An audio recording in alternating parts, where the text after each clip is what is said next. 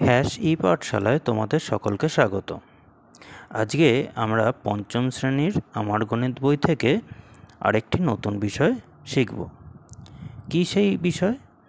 দেখো, 162 পাতায় একটি অধ্যায় শুরু হচ্ছে, যেটার নাম আছে কিনা এমন কিছু আঁকি যা খুব কম জায়গা নেবে। অর্থাৎ এমন জিনিস আঁকবো যেটায় একদম অল্প জায়গা নেবে। সেই বিষয়ে আমরা আজকে নতুন নতুন জিনিস শিখব। তাহলে তোমরা 162 পাতায় চলে এসো। আমরা এই অধ্যায়টা শুরু করার আগে একটু জেনে নিই যে এই অধ্যায় থেকে আমরা কি কি শিখব। প্রথমেই যেটা শিখব সেটা হচ্ছে বিন্দু।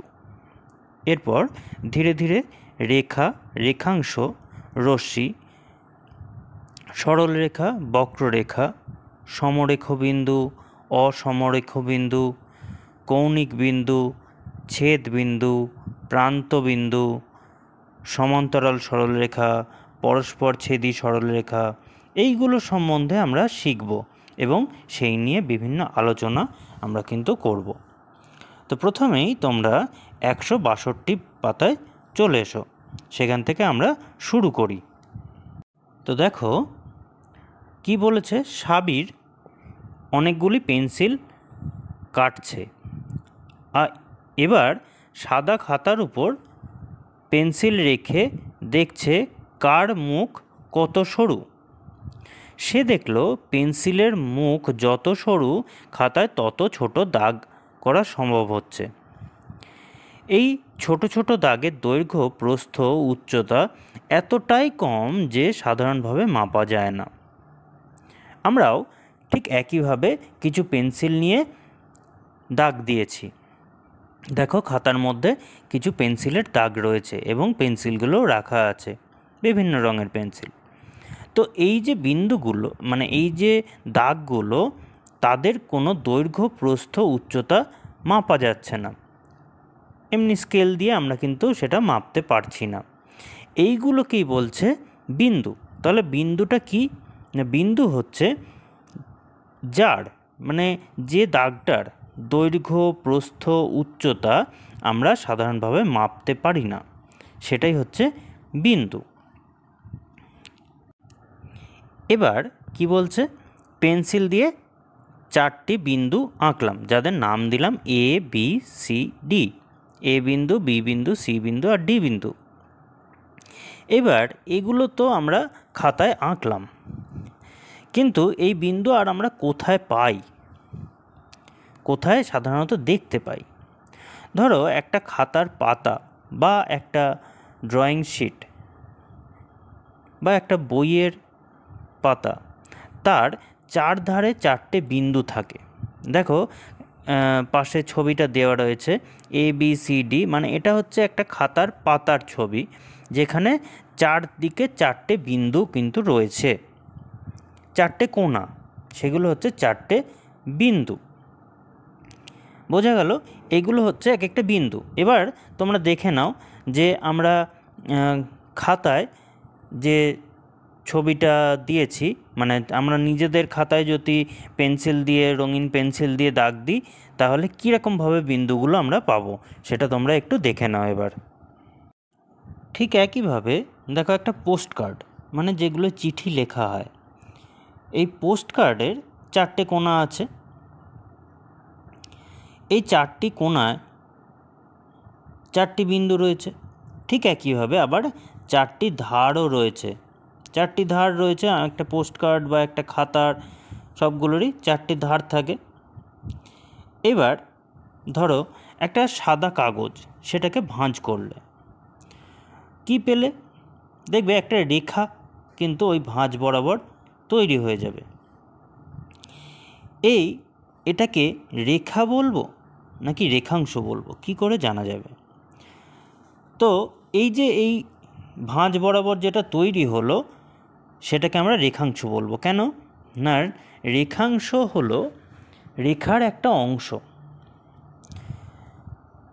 এই ভাঁজ অংশটার দুদিকেই কতটা আমরা কিন্তু মাপতে পারবো।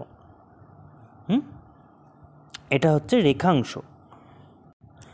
তোমাদের এখানে আমি একটু বলে নিই, রেখা হচ্ছে যার কোনো প্রান্তবিন্দু নেই, অর্থাৎ কি না কোথা থেকে শুরু হয়েছে কোথায় গিয়ে শেষ হচ্ছে আমরা জানি না, সেটা হচ্ছে রেখা।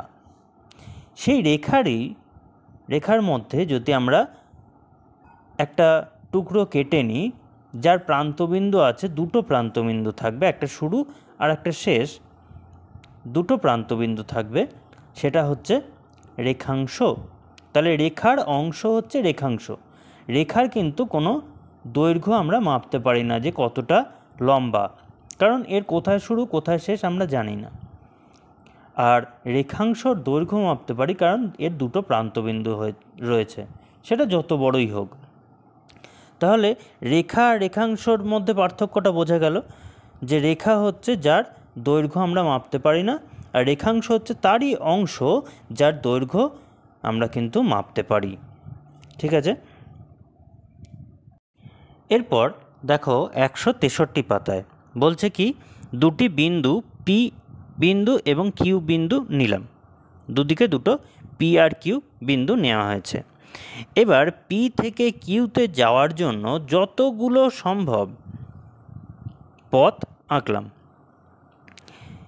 এবার সেখান থেকে যদি আমরা তাদের দৈর্ঘ্য মাপি, রেখাংশ হয়েছে পি আর কিউ, দুটো বিন্দু রয়েছে যেহেতু, তাহলে এর মধ্যে যদি আমরা টানি তাহলে সেটা রেখাংশ হবে, রেখা নয় কিন্তু, রেখাংশ পেলাম।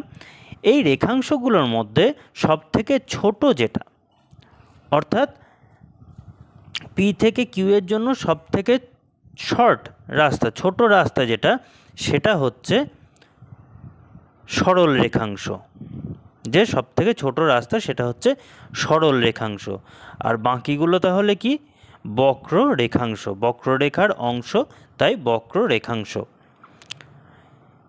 এবার তার নিচে দেখো কিছু ছবি রয়েছে, আই, এল, আর, জে, তার পাশে রয়েছে দুটো দাগ সরল রেখা দিয়ে ক্রস তৈরি হয়েছে, আর তার পাশে রয়েছে পাশাপাশি দুটো দাগ সরল রেখাংশ। এবার সেখান থেকে আমরা কি কি খুঁজে বের করব, কৌণিক বিন্দু, ছেদবিন্দু, প্রান্তবিন্দু খুঁজে বের করব।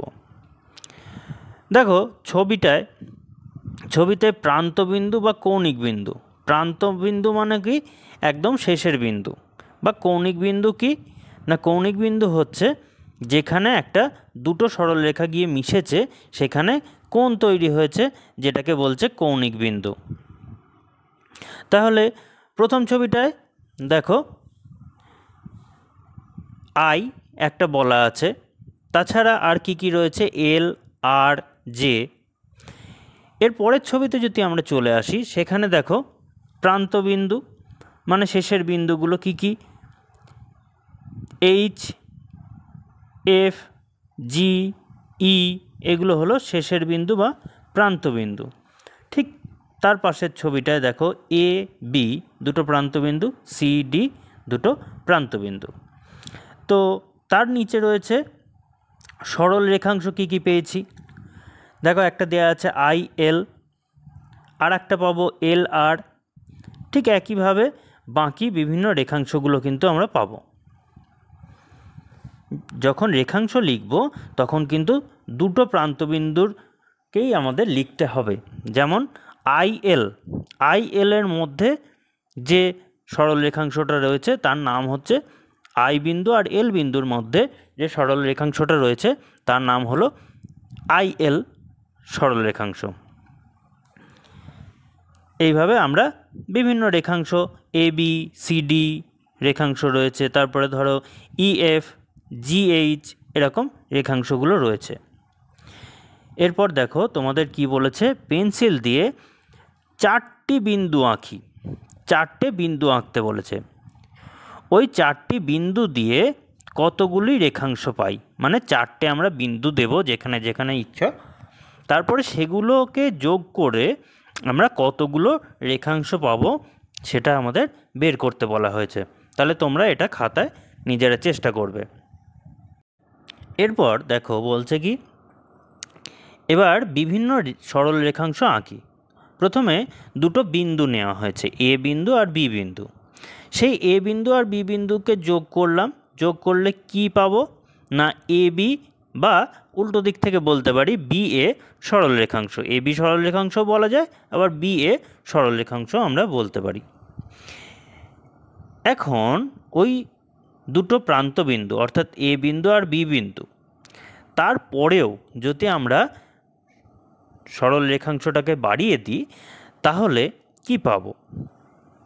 এই বাড়িয়ে দিলে যত দূর খুশি বাড়িয়ে দেওয়া যায়, অর্থাৎ এর কোনো প্রান্তবিন্দু কিন্তু আর শেষ থাকবে না। তখন সেটাকে আমরা বলবো সরল রেখা। অর্থাৎ সরল রেখাংশটাকে যদি দুপাশেই বাড়িয়ে দিই তাহলে পেয়ে যাব আমরা সরল রেখা। সরল রেখাংশের কেবলমাত্র দৈর্ঘ্য আছে, প্রস্থ বা উচ্চতা কিন্তু নেই। দেখো সরল রেখাংশ যেটা, সেটার আমরা স্কেল দিয়ে মেপে দৈর্ঘ্যটা বের করতে পারি, কিন্তু এটা তো চওড়া নেই, যে কারণে এর প্রস্থও পাবো না, বা উঁচুও নেই, যে কারণে এর উচ্চতাও পাবো না। তাই বলছে সরল রেখাংশের দৈর্ঘ্য আছে, প্রস্থ বা উচ্চতা নেই। তাই সরল রেখাংশ হলো একমাত্রিক। সুতরাং সরল রেখাও একমাত্রিক। সরল রেখাংশ যদি একমাত্রিক হয় তাহলে সরল রেখাটাও একমাত্রিক। একমাত্রিক বলতে কি বোঝায়?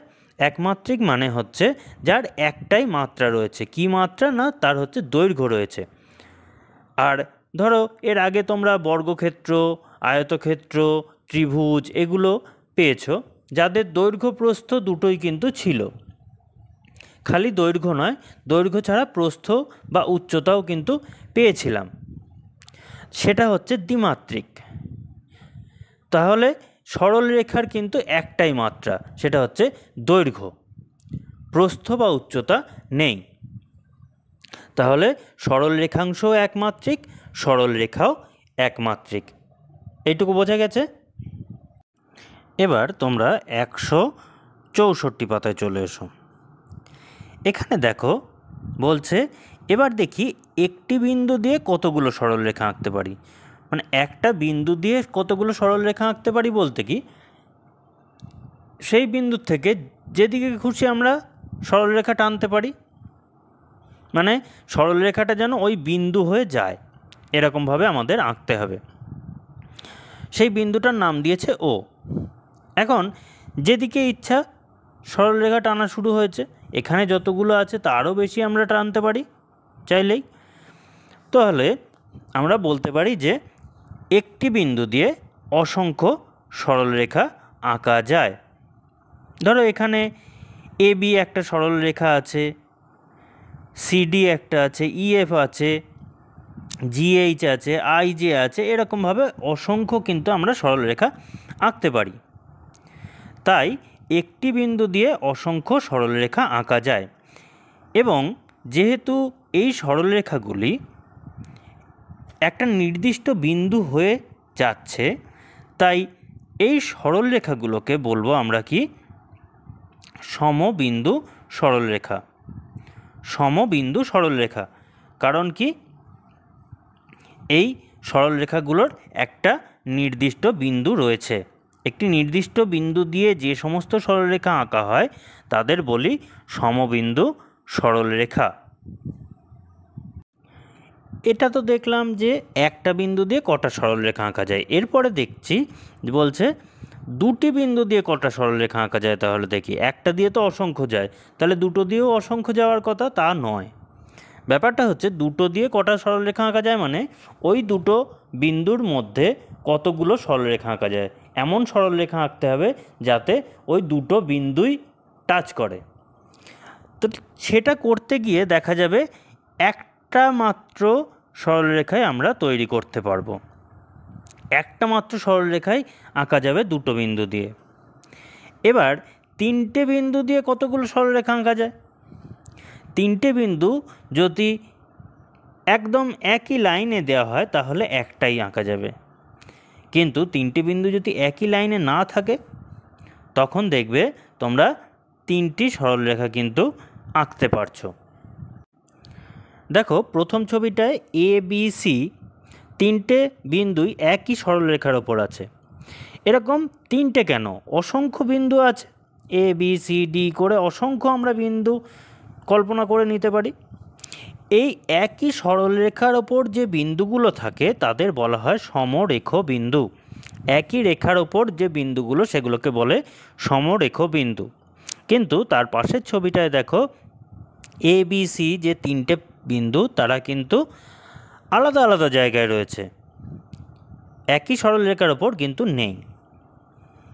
তাই এই বিন্দুগুলোকে বলবো আমরা অসমরেখ বিন্দু। অর্থাৎ যে সকল বিন্দু একই সরলরেখায় নেই তারা অসমরেখ বিন্দু। তিনটি অসমরেখ বিন্দু দিয়ে অন্তত 2 দিয়ে সর্বাধিক 3টি সরলরেখা আমরা কিন্তু আঁকতে পারি। অর্থাৎ কি, যদি অসমরেখ বিন্দু হয়, যদি সমরেখ বিন্দু হয় তাহলে একটাই সরলরেখা আঁকতে পারবো।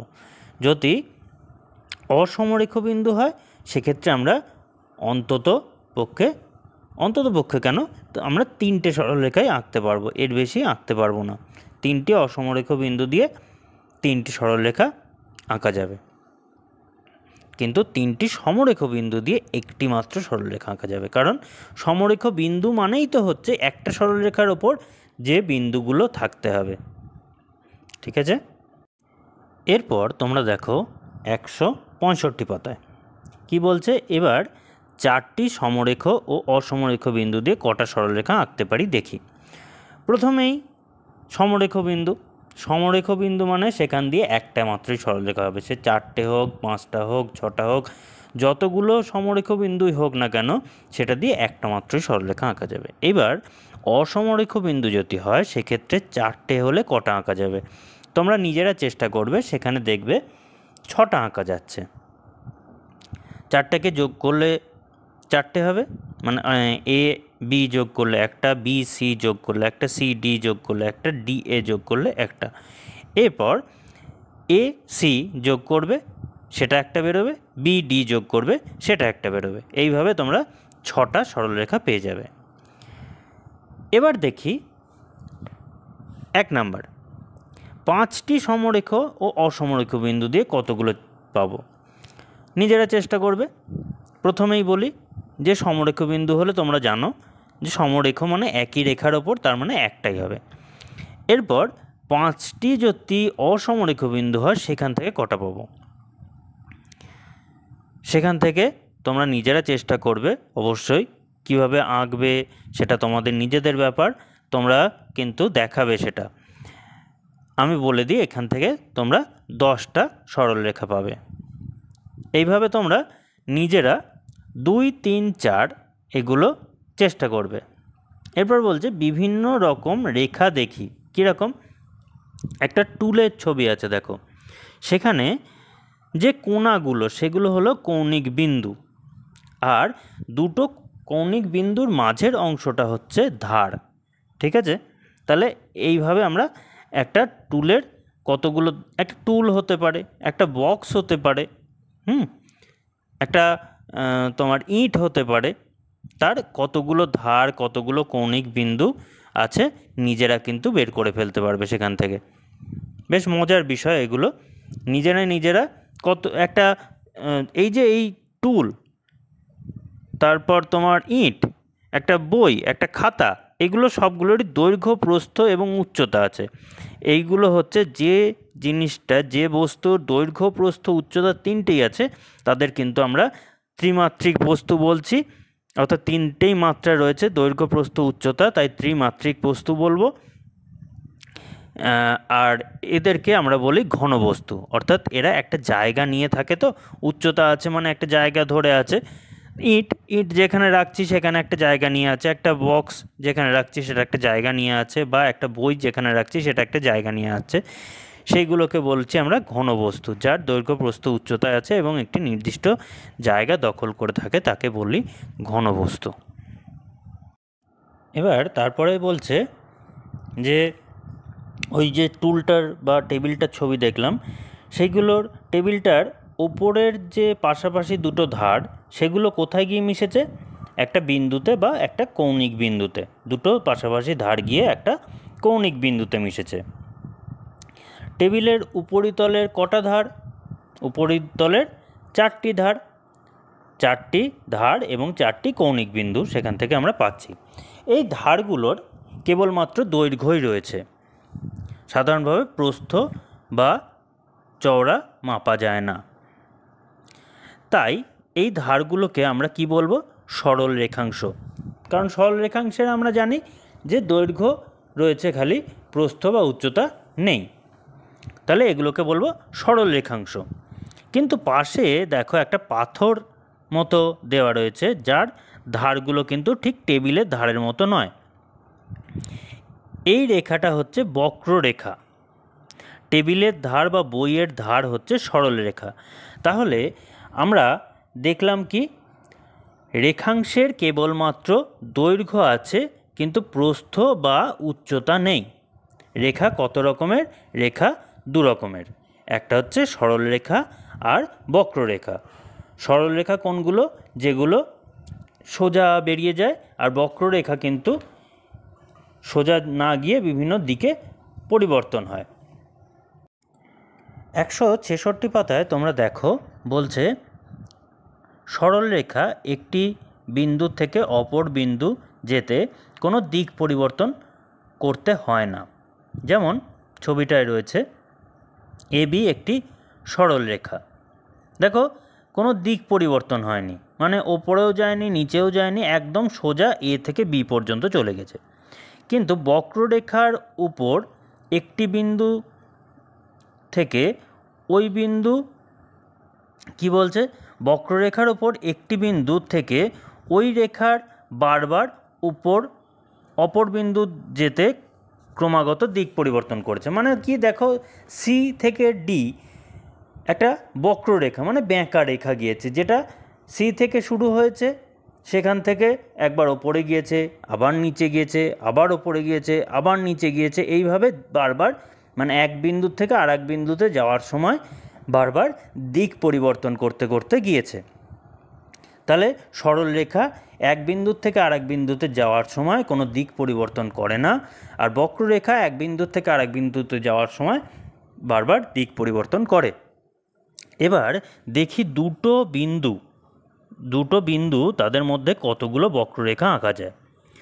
আমরা বিভিন্নভাবে যদি আঁকতে শুরু করি তাহলে দেখবে দুটি বিন্দুর মধ্যে অসংখ্য, এখানে কয়েকটা দেওয়া রয়েছে, এছাড়াও বিভিন্নভাবে আমরা আঁকতে পারবো, যে তাহলে বুঝতে পারবো যে দুটি বিন্দুর মধ্যে অসংখ্য বক্ররেখা আঁকা যায়, কিন্তু একটাই মাত্র সরলরেখা আঁকা যায়, আর সেটাই হচ্ছে দুটি বিন্দুর সংযোগকারী রেখাংশগুলোর মধ্যে ক্ষুদ্রতম। তাহলে বলছে আবার দুটি বিন্দুর সংযোগ রেখাংশগুলির মধ্যে ক্ষুদ্রতম হলো সরল রেখাংশ। এটা বোঝা গেল? এরপর দেখো বলছে কি, এবার দেখি দুটি রেখা কতগুলি বিন্দুতে ছেদ করে।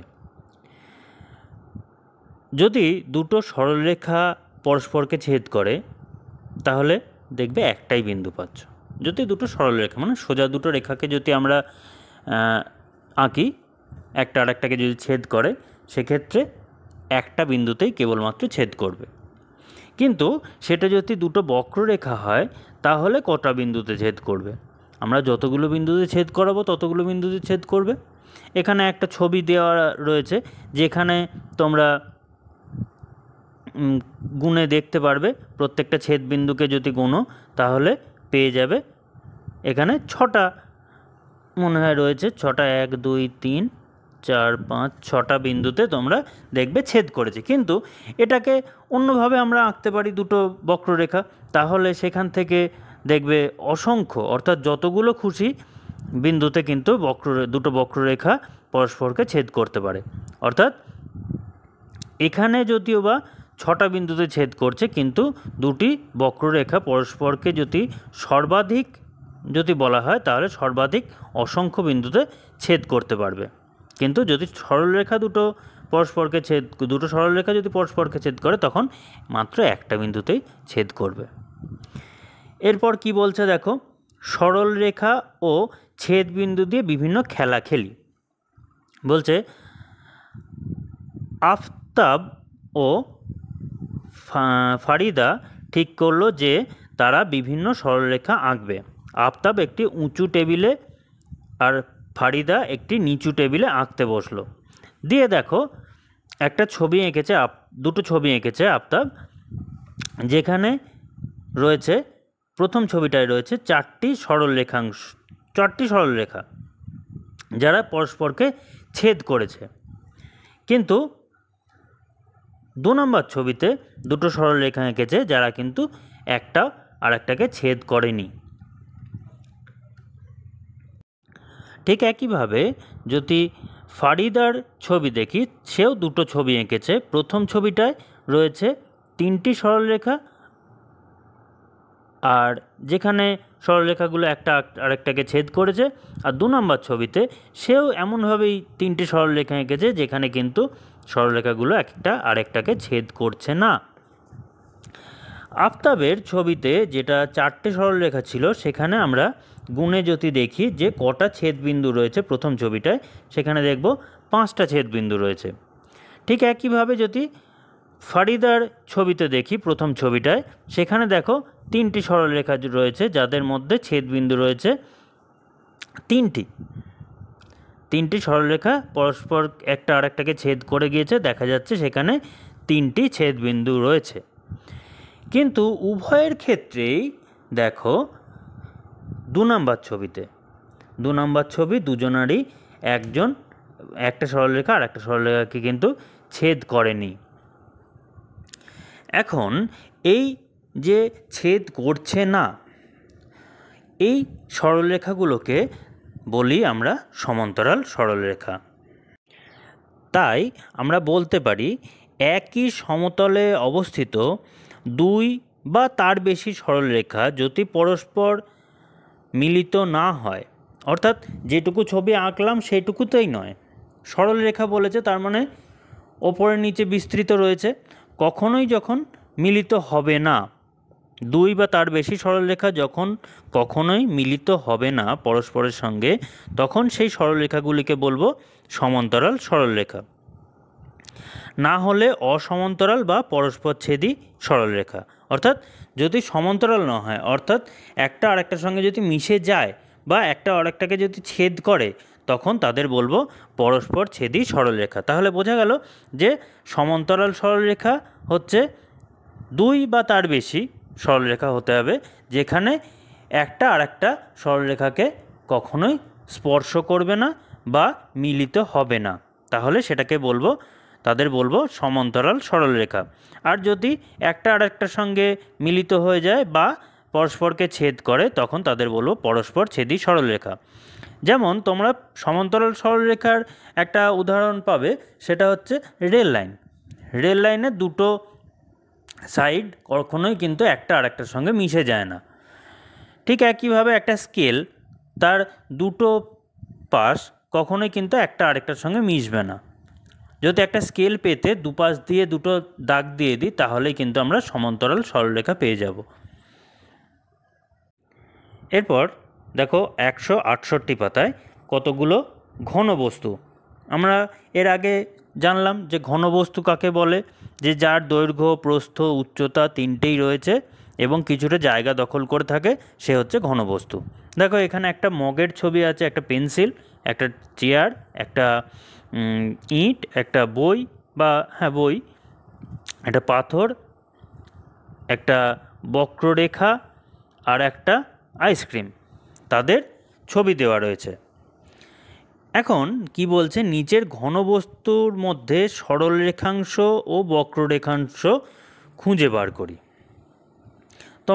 তাহলে এটা তোমরা কিন্তু নিজেরা চেষ্টা করে দেখবে যে একটা মগের ক্ষেত্রে প্রথমে মগ, সেখানে সরলরেখা কতগুলো আছে সেটা বের করলে, বা সরলরেখা কোনটা কোনটা সেগুলো বের করলে, সাইডের যে দাগ দুটো সেগুলো সরলরেখা, আর ওপরে যে মগের ওপরের অংশটা সেটা বক্ররেখা।